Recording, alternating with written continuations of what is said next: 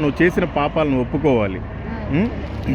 సరే, నేను ఒక చిన్న ప్రార్థన చేస్తాను, చెప్తాను, నువ్వు అది చెప్పు. ఆ తర్వాత నేను నీ కోసం ప్రార్థన చేస్తా. ప్రేమ కలిగిన తండ్రి, కృపగల మా యేసయ్య, నువ్వు మా కోసం ఈ భూమి మీదకే వచ్చి నా పాపాల నిమిత్తం నువ్వు మరణించావని, చనిపోయి తిరిగి లేచావని, మా పాపములన్నింటినీ మీరు కడిగి మీ రక్తంతో పరిశుద్ధపరిచారని నాకు తెలుసు.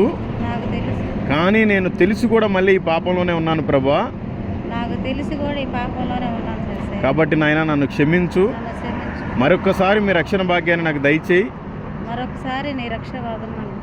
నేను ఇది మొదలుకొని ఇంకెప్పుడు నేను పాపము చెయ్యను. ప్రభువా నన్ను దయతో క్షమించు. తండ్రి నన్ను కరుణించు.